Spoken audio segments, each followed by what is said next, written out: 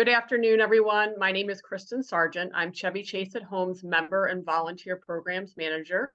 I want to welcome all of you to this installment of Chevy Chase at Home's Guest Speakers Series, which is called To Tell the Truth, The Life of a Foreign Correspondent with Louis Simons. As many of you may know, Chevy Chase at Home engages adults 55 and over in social and educational programming, both in person and virtually. We also provide volunteer services to older adults who need assistance to remain at home, such as rides, tech support, and minor household chores. We are so glad to have you join us this afternoon. We are recording today's session to share it with others who cannot be with us this afternoon, and we invite your questions at the end of the presentation, either in the Zoom chat or by unmuting yourself and asking your question. Peter Range, who is a member of Chevy Chase at Home, is going to introduce our speaker, Louis Simons, and also moderate today's talk. I'm going to go ahead and turn it over to Peter. Thank you. Thanks so much, Kristen. Hello, everybody. Good to see you again. We're really lucky today to have as our guest Louis Simons, whom I've had the privilege of getting to know over the past couple of years and whose book really, frankly, blew me away. He has had the kind of career that, well, frankly, you only read about in books. And here's the book in which you can read about it. I can't recommend it highly enough. Lou, in my opinion, as a former sometime foreign correspondent myself, is really the foreign correspondent's foreign correspondent. I mean, in particular on the Asia beat, he owns this beat and spent half a century covering all the big stories out there. Lou, we'll start at the beginning here, grew up in New Jersey, attended Rutgers University for 2 or 3 minutes, and then went on to New York University, where he graduated, and went to Columbia Journalism School for a couple of years, where the only thing of note that he gained from the experience was his lovely wife, Carol, who accompanied him on this extraordinary journey of the next 50 years, and who is prominently mentioned throughout the book for the role, who played a key role throughout these 50 years on her own and as Lou's companion in all of these exotic places. Lou got into journalism through the back door of the ABC television mailroom in New York, which then somehow or other got him through the side door into the Associated Press, which in its wisdom had sent him to the plum assignment of overnight rewrite guy in Denver, Colorado. For some reason, Lou found that somewhat lacking in his career ambitions, and ended up spending most of his career in the next step being Vietnam, followed by Malaysia, Singapore, Thailand. These are the places they lived. Tokyo, Beijing, and what have I left out, Lou? For India. India. And India, very, very prominently and seriously India. And he reported from all the rest of the places you can think of in Asia as well. And some things outside Asia, and had a miserable year or two here at the State Department. We'll get to that later. So along the way, I should have mentioned before his journalistic career started, Lou was in the Marine Corps for 3 years. Then he, in the course of all this work, not only a 50-year highly impactful journalistic career, but he won a Pulitzer Prize along with 2 colleagues for his work in reporting on the Ferdinand Marcos regime and family, and basically how they looted the Philippine people for decades for their own gain. And in so doing, Lou set the stage for the revolution that followed very shortly thereafter and brought down the Marcos family. It's the heroic point, in my opinion, in Lou's journalistic career. But anyway, let's let Lou talk. Lou, tell us, first of all, why wasn't Denver good enough for you? Why did you want to become a foreign correspondent? Well, actually, Denver was a lovely place. And if I hadn't wanted to become a foreign correspondent, I think both Carol and I would have been delighted to stay in Denver. It was a whole new part of America for both of us. She grew up in Florida, and I in New Jersey, as you said. But during my year at Columbia Graduate School of Journalism, I came to realize about myself and my personality that I really preferred working alone rather than in a collegial setting. I realized the way the graduate school was set up in those days. We worked in a very close approximation of the New York Times newsroom. There were 80 students in the class, and it was one great big room filled with desks and typewriters, and it really looked like a cheap imitation of a real newsroom. And I I realized that I much preferred being alone. I also much preferred being out in the streets, out in wherever I was, to being indoors working the telephones and that sort of thing. So it settled in that going abroad would be the answer to what I was looking for. And as you pointed out, Peter, I had met Carol, actually met her on the first day of class, and knew immediately that this was the woman for me. I told friends late that night that I had met the girl I was going to marry. They told me I was ridiculous and forget about that. But during that year of classes, I convinced her that A, she should marry me, and B, we should go live abroad. And she bought into it as a would-be journalist herself. How did you actually meet her, Lou? They in those days, nowadays we all think of Facebook as something you look at on a glass screen. In those days, the Facebook was something that at least some colleges and universities handed out to incoming students. And the J schools, Facebook was a thick black binder with thumbnail-sized pictures and little sketches of who was in the entering class. And I leafed through it as soon as I got mine, saw this picture of this gorgeous woman and with a very impressive record of academic and journalistic accomplishment. And I said, I have to meet her. And I hung out in the front of the classroom until she walked in the door. I immediately introduced myself, and very cool those days. I said to her, hey, listen, I've got a couple of hours to kill before I have to go to work. I had a job, a night job as a copy boy at the New York Times. I said, I have a couple of hours to kill. How about a cup of coffee?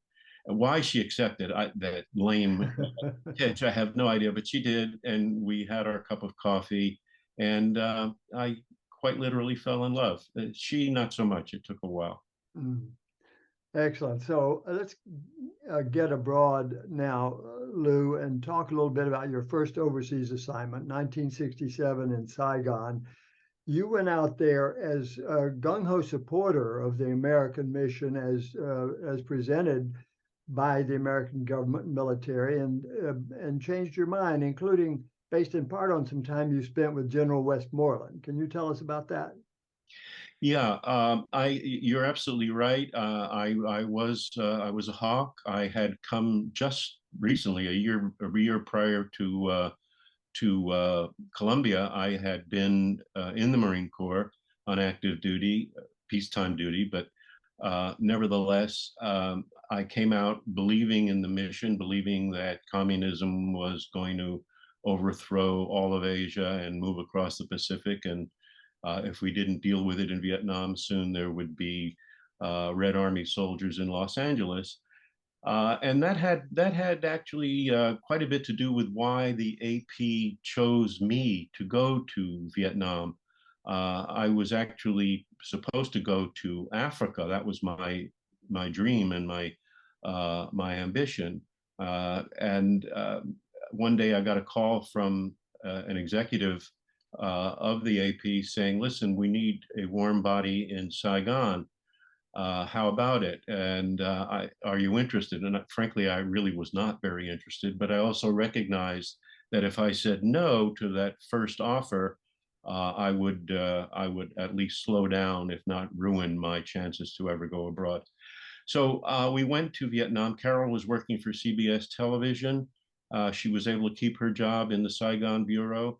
And one of the first things that happened is that the AP bureau chief arranged for me to spend a day with General Westmoreland, who was, as you say, in charge of all American forces in Vietnam.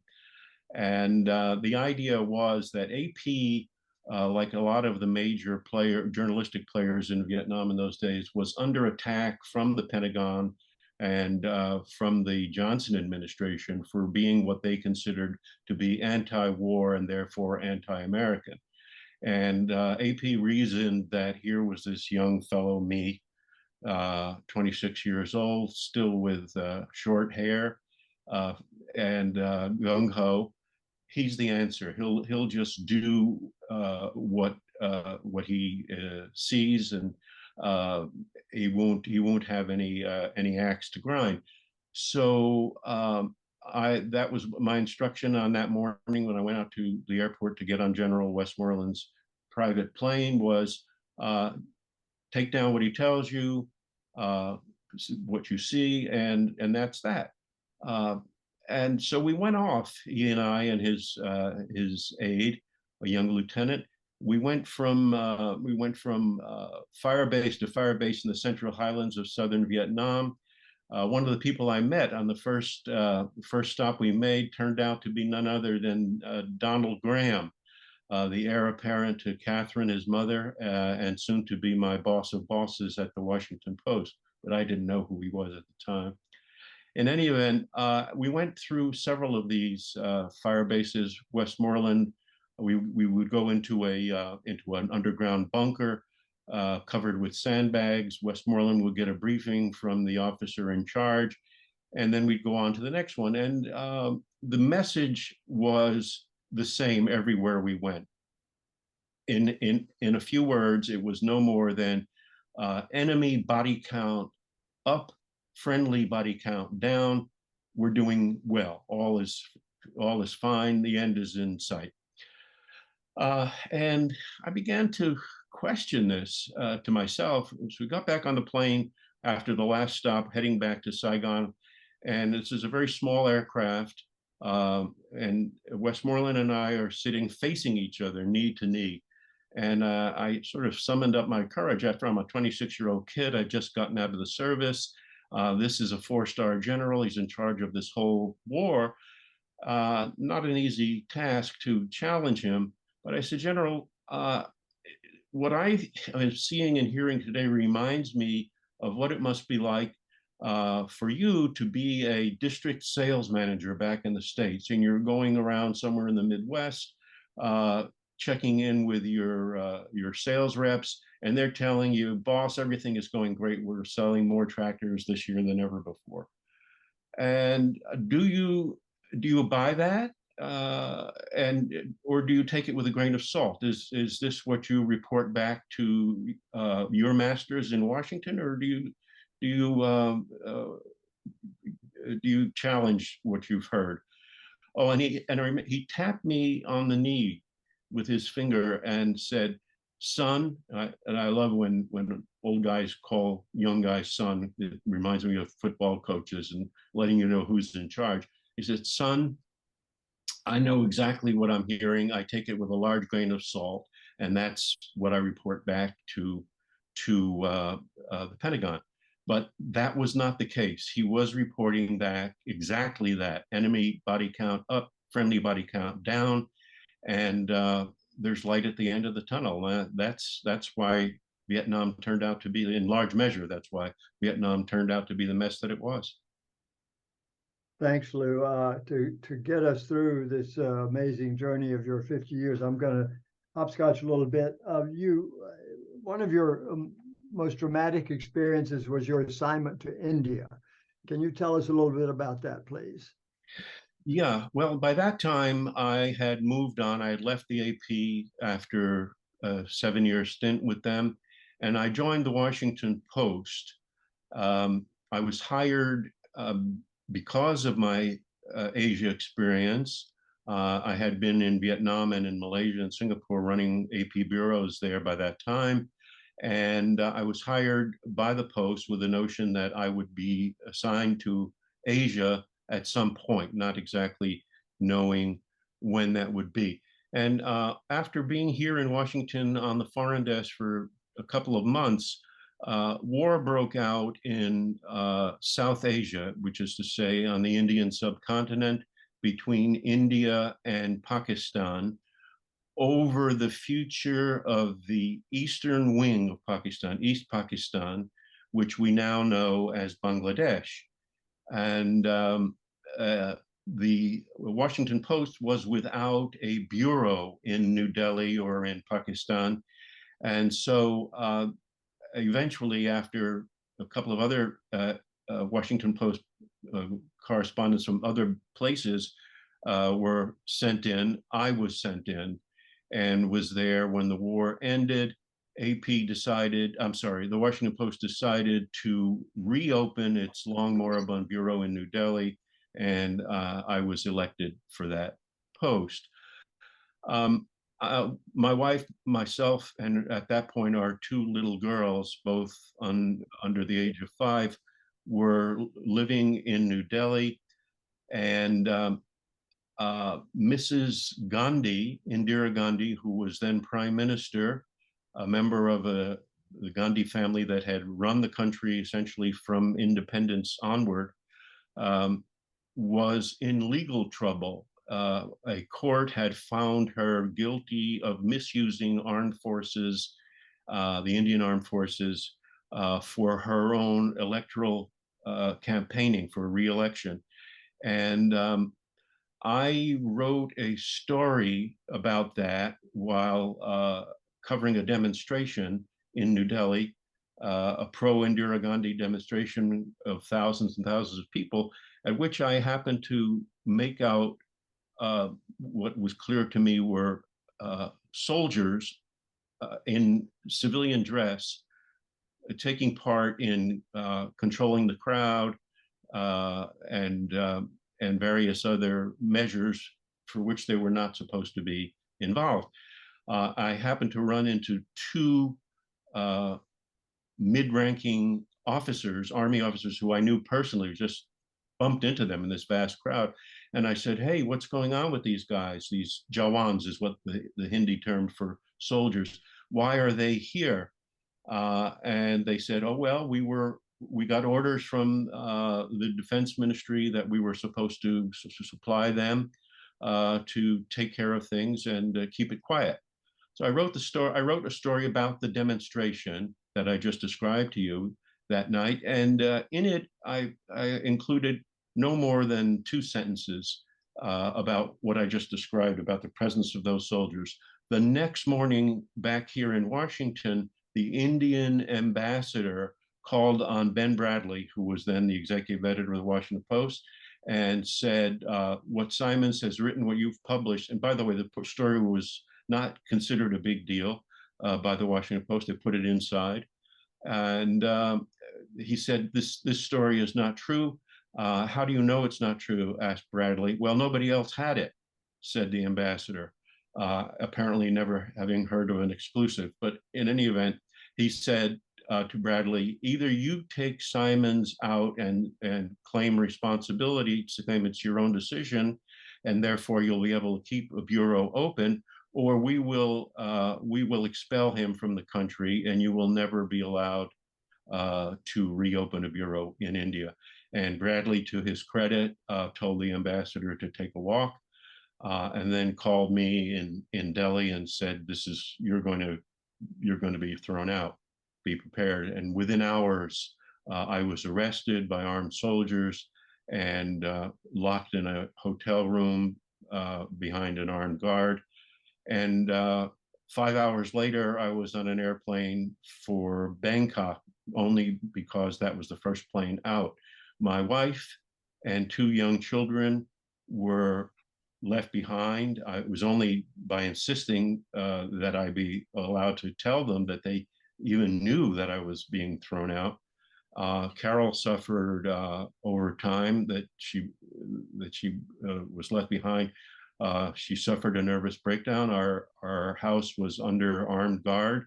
Our telephone line was cut. Her access to our bank account was cut, so she couldn't pay people debts that were owed, and so on. And I went to Bangkok and holed up in a hotel and started writing things that I had not previously written from India, but didn't submit them to the Post because of fear of what repercussions might happen to Carol and the girls. And then finally, they were released through the intervention of the American embassy. And we met in Hong Kong. Carol went into the hospital where she remained for several weeks. Eventually, she recovered and all was well. But that was the end of a story and part of our lives abroad that didn't have to end that way. We the two of us happened to love our time in India. We loved our best friends of a lifetime were made in India, and we deeply regretted the action that the Gandhi administration took. And did the Post then subsequently publish those stories you wrote in Bangkok? Yes, they did. And one of them, interesting, it was a series of articles. I'm trying to remember exactly. I think it was 4 or 5 articles that ran day after day. And the first one involved, among other things, the relationship between Indira Gandhi and one of her sons, Sanjay, the younger son. And I reported in there what I had gotten from two friends who attended a dinner party with the Gandhis in Delhi and talked about an argument that had taken place in this private home between Sanjay and Indira, in which he ended up slapping his mother across the face 6 times. And that story took on legs that I mean, it didn't shock me, but it surprised me, I guess. The story is still alive in India, and it sweeps back and forth across the country anytime and every time the Gandhi name comes up in politics, which it still does. That, of course, that kept me out of India for several years. But eventually, I was allowed back in once she was overthrown. Well, she was murdered, actually. And once she was gone, I was able to return on occasional reporting visits. Okay, there's so much more I would love to ask about there, but we've got to hopscotch again, Lou, and take you to what you referred to, I think, as something, the mother culture of Asia. Correct me there, and that is Beijing. You ended up in Beijing for a couple of years, and you were there in 1989 when the Tiananmen massacre occurred, and that's what I'd like to hear about now. Yeah. Yes, I had not been able to get to China for all those years. By that time, I guess I had been 25 years or so in Asia, and never been able to get into China for a variety of reasons, mostly because of Chinese government restrictions. And in 1989, I was working for the Knight Ridder chain, particularly reporting to the San Jose Mercury News in California.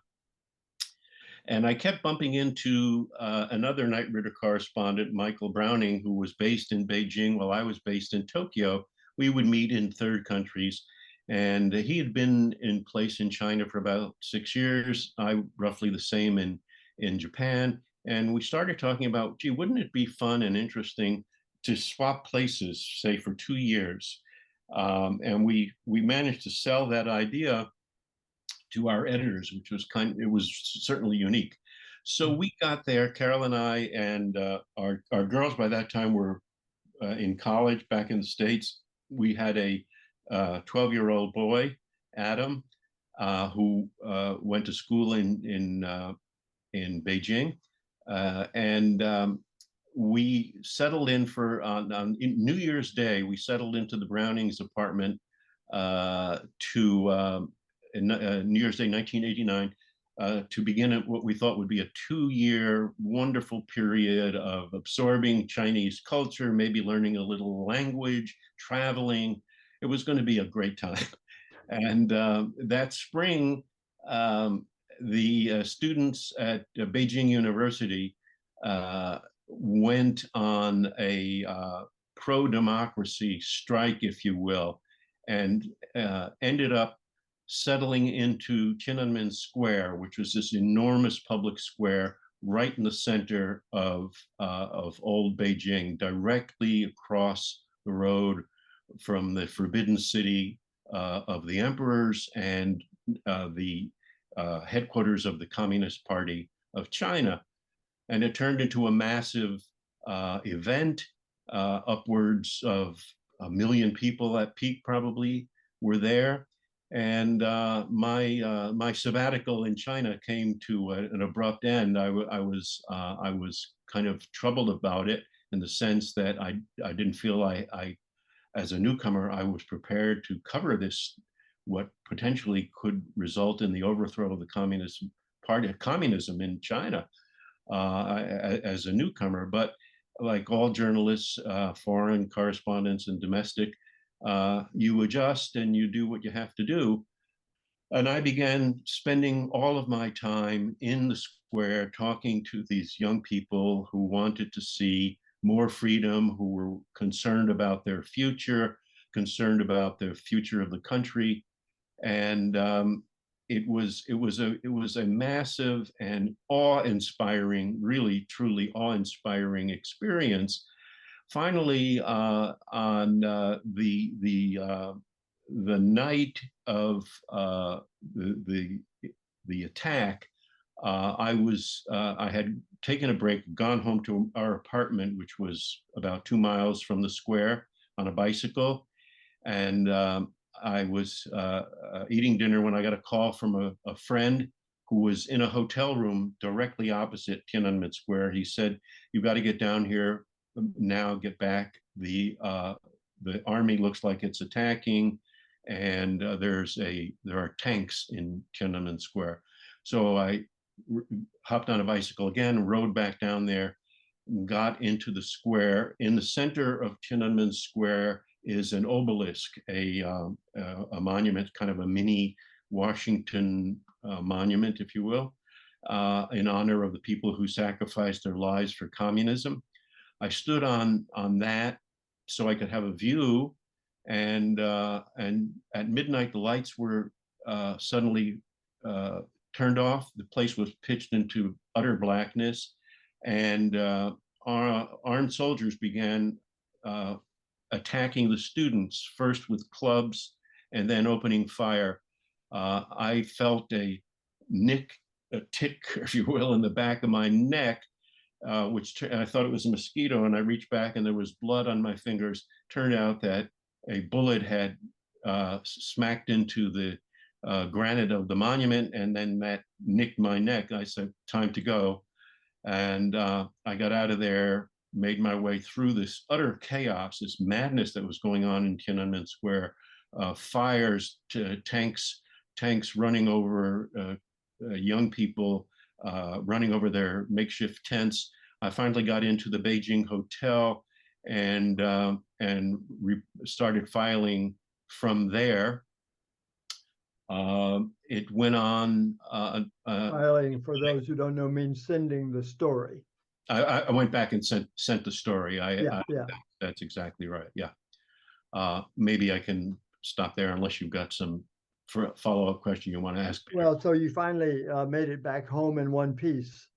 Yeah, I did, and of course, this, the event was squashed. Hundreds of people were killed. Nobody has ever been able to find out how many. My best guesstimate is around 600 or 700 students. A much smaller number of troops were killed, and China then, which had been on the verge of loosening its restraints, tightened up on them.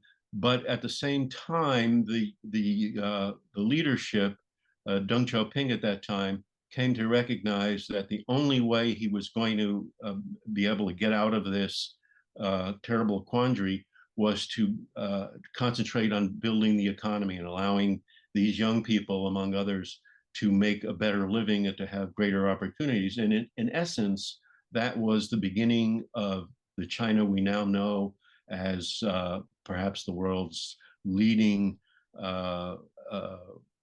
or second leading economy, and a challenge to the United States and the rest of the world. I just want to go back for a second to the night on the square, and you got into the hotel, and so that folks understand how this works. Yeah. You know, you don't have a computer, don't have a typewriter. You got a pencil and a piece of paper at best sometimes, and you have to get your story out. So you called Michael Browning, who at that point was in your office 2 miles away, and you dictated the story. This is what reporters often have to do in the heat of the moment. And your lines, as was noted in Kristen's billing for this event, were extraordinary.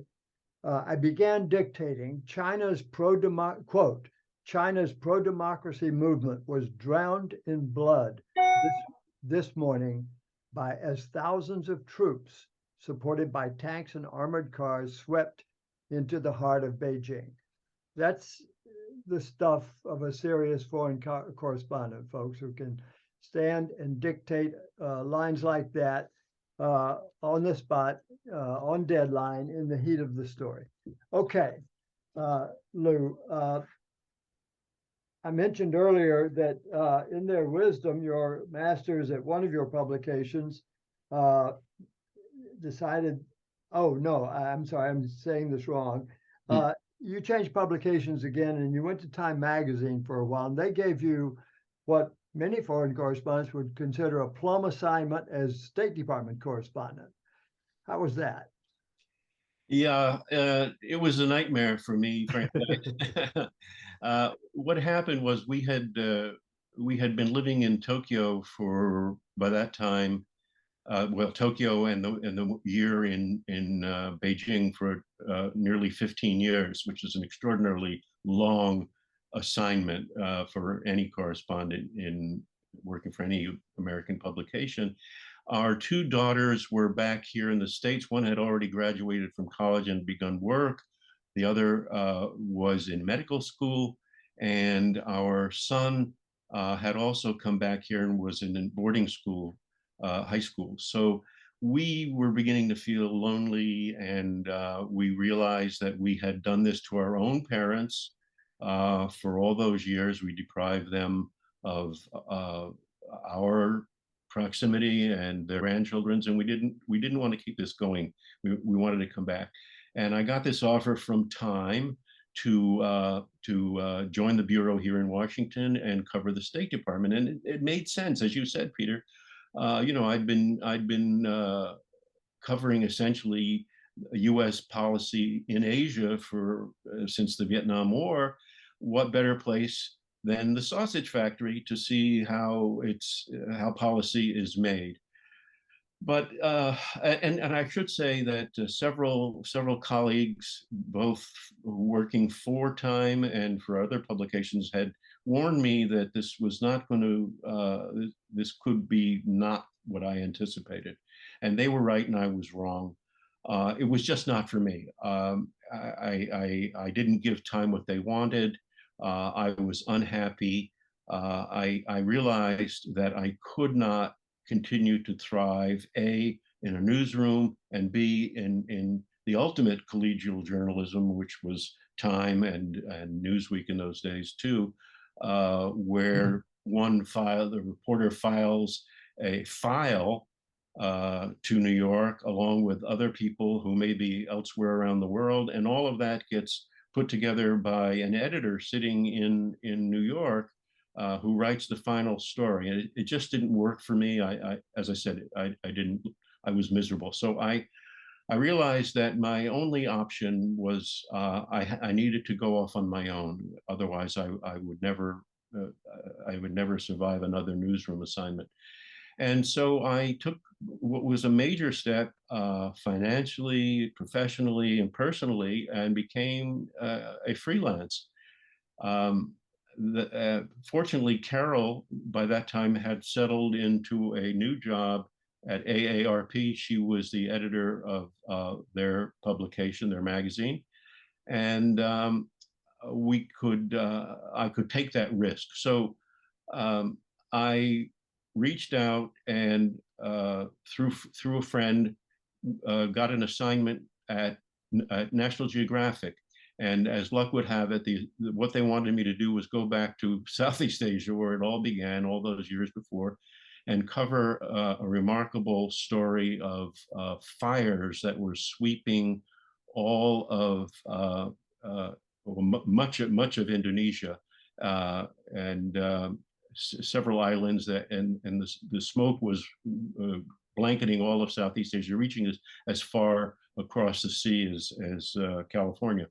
Let me interrupt, Lou, and say, in the book, you say this was my kind of story. What did you mean by that? What I meant was what I had learned really, first of all, in Japan, and then had it brought home again in Washington at the State Department, was that what I really liked was not the urban jungle, but the real jungle, the triple canopy. I needed to be outdoors, and I needed to be able to relate to people, not diplomats, not bureaucrats, not business moguls. I needed to be with real, ordinary, living people, and I wanted to report their lives. How they experienced life in their countries, to an audience back here that had essentially no recognition of anybody else outside of the United States, and even then, not even the whole United States. So that's what I meant by that comment in the book, and that's what really journalism and foreign correspondency meant to me, and still does to this day. Lou, I'd be remiss not to now mention your work in the Philippines and the story that brought down Marcos and earned you the Pulitzer Prize. It's a very complex story, and it indeed involved the kind of research that is done in archives and computers. But you started it off in the Philippines, and then built the team that put together those stories. Just give us a thumbnail of that real quick if you can. Yeah, I had gone to Manila in 1985 following the assassination of a man by the name of Ninoy Aquino, who was the leading political challenger to Ferdinand Marcos, the president and dictatorial leader of the Philippines at that time. Like everybody else, like all the other correspondents who had poured in, I was there to cover the post-assassination investigation, to try to find out who had ordered that killing, who had carried it out, and why.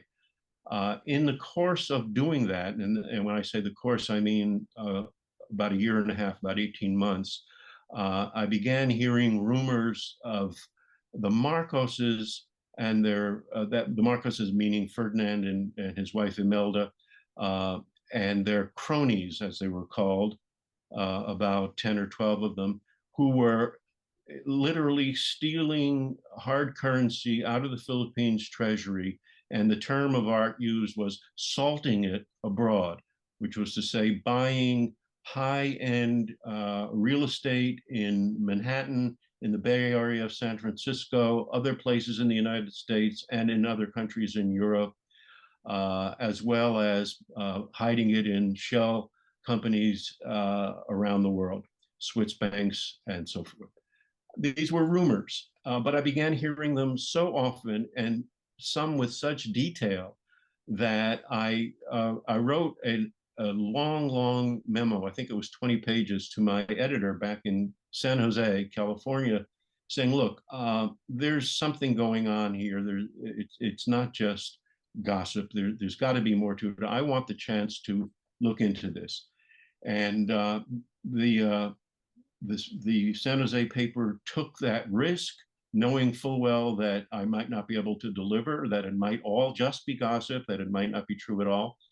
And it would take a lot of time and a lot of money to investigate, but they told me to go ahead. And I did. I came up with a very detailed list of people who had allegedly bought these properties. I, at that point, had reached sort of rock bottom in the Philippines because I did not have access to computer records. It was just, I couldn't go any further. I was joined back in San Jose by another reporter by the name of Pete Carey, who was one of the very earliest American journalists who recognized and began using the internet for investigative purposes. Together, we began to nail down the truth behind the allegations, behind the rumors. And we put together Pete and I, and eventually another young woman by the name of Catherine, oh God, her name is escaped me right now, I'm sorry, Catherine Ellison, sorry. We put together a series of articles that ran for 3 days on the front page of the San Jose Mercury News, was picked up by the Knight Ridder News Service, ran all over the world, and it, most importantly, came back to the Philippines, where the opposition political apparatus picked it up, reprinted it in a dozen dialects in the Philippines, distributed pamphlets by air all over the islands. And this led directly to the people power revolt, I think you referred to in the introduction, in which millions of Filipinos poured out into the street demanding that Marcos be removed from office. He was voted out soon afterward, evacuated to Hawaii by the United States Air Force, where he died 2 years later. The great irony of all of this is that Marcos's son is now the president of the Philippines. His wife Imelda has come back, she of the Million Shoe Collection. She's back well into her 90s and has a hit show on Broadway in New York, which people are delighting in seeing. I've actually seen it myself. It's quite a good musical. But that's one of the great ironies of my life. We, as you said, Peter, Catherine, Pete Carey, and I won the Pulitzer Prize in 1986 for that work. And deservedly so. You your book, you call this the greatest story of your career, but then by far. But then, Lou, you referred to something else as the greatest joy of your career. Should be mentioned, you know, Lou met the Dalai Lama 3 times. He wrote the introduction to this book. But perhaps more important, you met a humble monk, a humble Tibetan monk. Could you briefly tell us about that experience? Yeah, I was, by that time, as I said, I was freelancing, and most of my work was for the National Geographic. I proposed a story to them about the rise of a middle class of Tibetans, something that had never existed in Tibet before, a real, legitimate, thriving middle class. So I was on the Tibetan plateau. My guide and interpreter invited me to join him and visit his family, members of their village, who were having sort of an annual camp out, if you will. The whole village picked up every year and in the late summer and went off to the countryside and lived in tents and just had fun.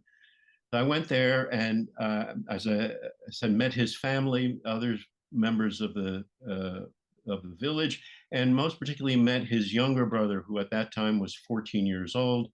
His name was Dorji, and he was a student monk, but he was also a 14-year-old boy. When I met him, he was playing soccer with other kids, riding around on a motor scooter on the open fields, just having a good time. I then came back to the US, continued my work here, went back a couple of months later to Tibet to resume reporting. met the boy again. This time he was unrecognizable. He was bent over like an umbrella handle, like that. And he had been diagnosed with a severe version of scoliosis. And the Chinese doctors who examined him said he would die. It was just a matter of months. His organs were being crushed in his own body, and they knew exactly what had to be done, but did not have the technology or the ability to do it. A long and detailed story cut as short as I possibly can. I came back here and through another contact met an extraordinary neurosurgeon in New York, a man by the name of Fred Epstein, who was a fan of the Dalai Lama. He offered to do the surgery if I could get Dorji here, and he would not charge for his services. The trick then became getting Dorji a passport, a Chinese passport, which was very difficult. The Chinese were not keen to let young Tibetans out of the country, and then get him a US visa, which was less difficult. That happened. He came here. The Epstein team, 14 surgeons and nurses, conducted a 14-hour procedure, which I watched from beginning to end on closed circuit television. Dorji's life was saved. They installed an amazing kind of a trellis of titanium up his back, up his spine, and inserted a titanium and bone insert to continue his flexibility, and he survived. There's a double-barreled conclusion to this amazing story. Dorji, went back home, wrote to me about 2 years later, and said his dream of his lifetime was, in addition to being a monk, he wanted to make movies, and he was going to apply to Duke University's film school. He got into it, got a full scholarship, graduated, is making movies, one of them for Disney, has won awards all across China and Taiwan for his continuing documentary films. And the sad part of the double barrel conclusion is that Fred Epstein, about a year after the surgery, had a devastating bicycle accident, fell into a vegetative state, and died 2 years later. An extraordinary man who should have been able to live for decades and continue the incredible work that he did. Well, that's why the Dalai Lama wrote the foreword to the book that Peter referenced. Right, and this is the final chapter, both of your book and of your career. It's an amazing coda, and Lou talks about how it represented crossing the line out of journalism into getting involved with your sources, something that is a taboo generally. Yeah. But it turned in, as you said, into the greatest joy of your career. We only have a few minutes, but I would like to ask if any folks have questions for us today. I was just curious, when you were in Beijing, we have this distant cousin named Sidney Rittenberg, and Sidney family had an apartment right across from Tiananmen Square, and I think the daughters were there at the time.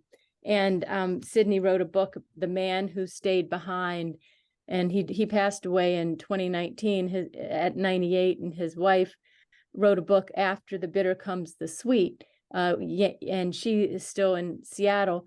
Anyway, I was just curious if you happen to know Sidney Rittenberg when you were over there. He's a distant cousin from South Carolina.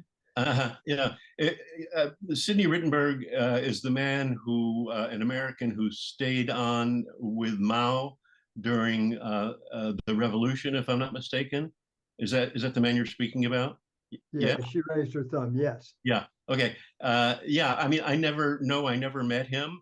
I have read his work. I've read about him. He was quite famous in his own way, and he had an extraordinary role. His access to Mao in the caves during the revolution and the Long March, quite an extraordinary man. It's I kind of envy you your relationship to him. I would have loved to have met him and spoken with him. I'd have a million questions for him. The Yeah. Marcos years in the Philippines could be rough. Did you have to take extraordinary security measures while working on your story there? Yeah, I actually I deal with that in the book. I don't know if it was because I was naive or foolish or what, but I did not take extraordinary measures, although several Filipino friends had told me that I was being followed, that my phone was being tapped, and so forth. I was never aware of it personally.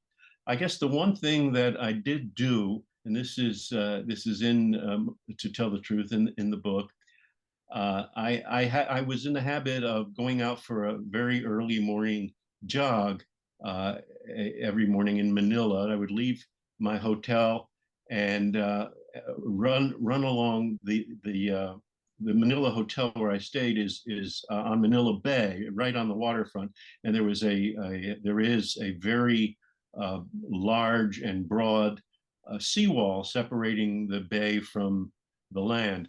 And I would run on the top of that seawall, which was covered by heavy foliage and trees, mainly for the shade, and also to be away from the horrible pollution of the road.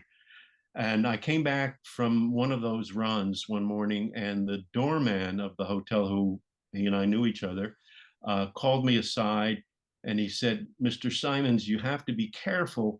They're following you." And I said, "Who?" And he just kind of raised his eyebrows and opened the door, and I walked in. So from that point on, I didn't stop my jogging, but I went out onto the sidewalk, which was unpleasant, but at least I felt that there were people and traffic, and anybody who meant to do me harm would be less likely to do so. I never had any direct threats. And there were other places that I had been over the years where I felt more of a threat than certainly in Vietnam than I did in the Philippines. Kristen, if I may, one more question, Lou, that Lou and I discussed yesterday. You wanted to make a comment or two about the state of journalism today, Lou. Could you do that, please? Yes, this is a major concern of mine in my old age, as I am no longer an active journalist and feel free to express my opinions. As I have been making the rounds on a book tour, I've fallen into the habit of asking members of the audience who subscribes to a daily newspaper, either in print or online. And to my surprise, almost everybody who I've asked this of says yes. They raise their hands. I subscribe.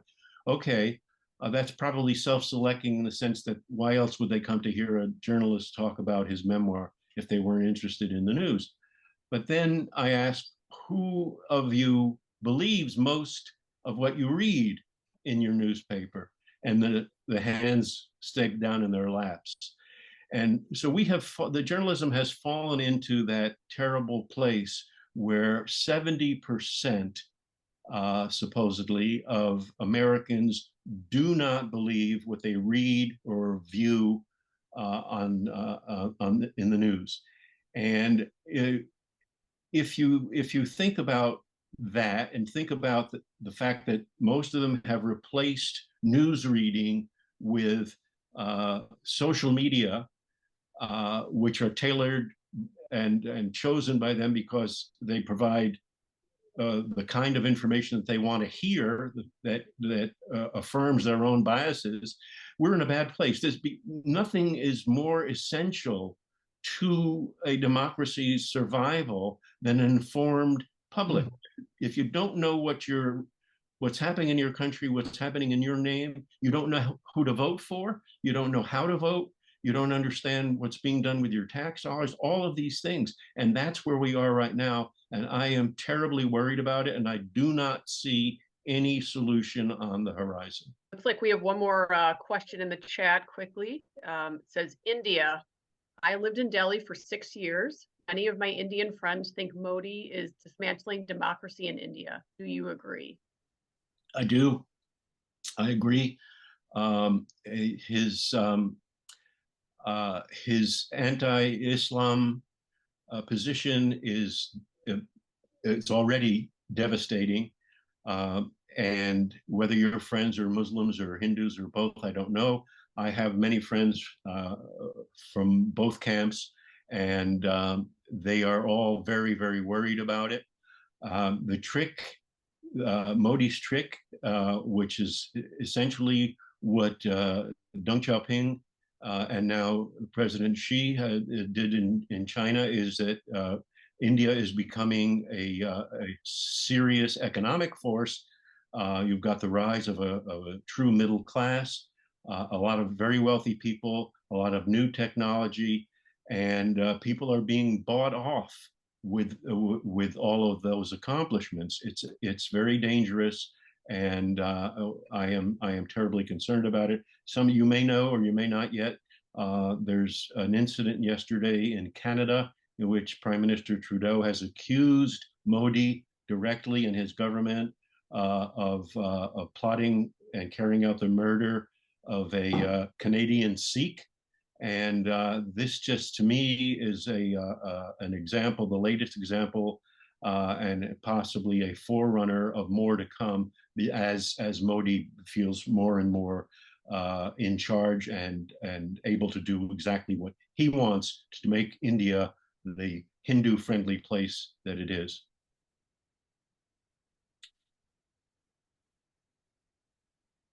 Okay.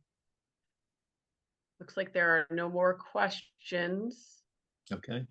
We can go ahead and wrap up then. So I'll just say thank you to Peter and Lou and to all of you for joining Chevy Chase at Home today for our speaker series. I invite you to explore other programming listed on our website and to consider joining your local village as a member or a volunteer. So thanks again to everyone. I hope you have a good rest of your day. Thank you.